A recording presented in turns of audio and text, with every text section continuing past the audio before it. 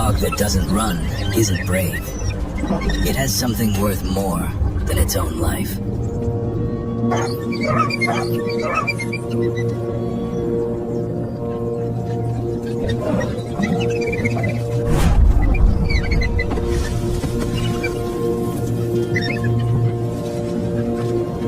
He wins the first fight. That's when the real problem begins. A solitary male outside pride structure. More aggressive for it, not less. The mane has never failed him. African wild dogs are not ambush predators. They are pursuit predators, built for endurance, not explosions. Legs disproportionately long for their body. Chest deeper than any comparable canid, housing lungs that simply do not tire. In a prolonged confrontation, they don't accelerate to catch up. They sustain until the opponent runs out of reasons to continue. The pack here numbers between 12 and 15, enough to rotate indefinitely. The lion does not rotate. There is only one of him.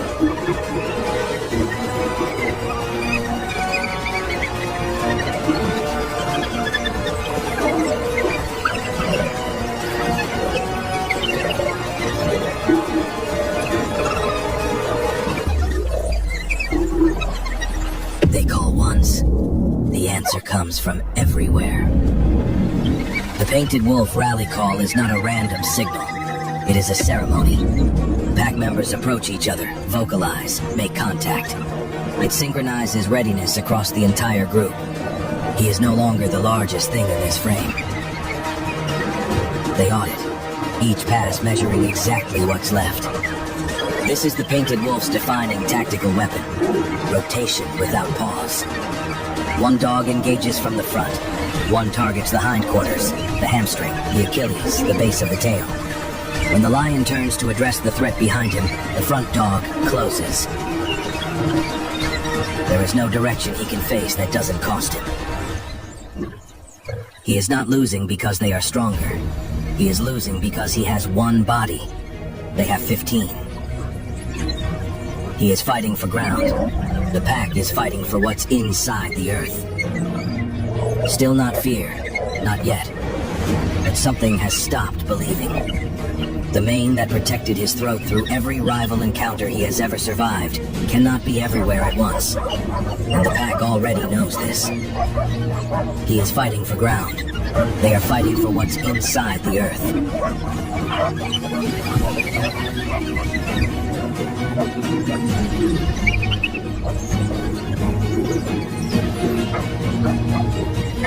He rises once more.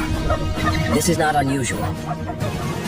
Male lions have been documented surviving encounters with far more than a dozen painted wolves. When they are young, uninjured, at full energy.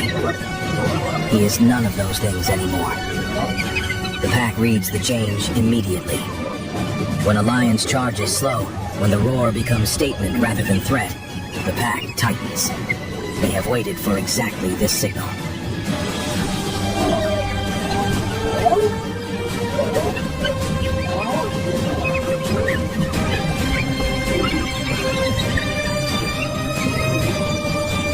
He came for territory.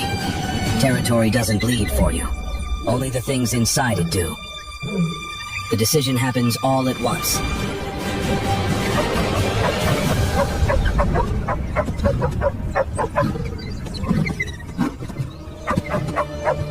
The savannah opens. He takes it.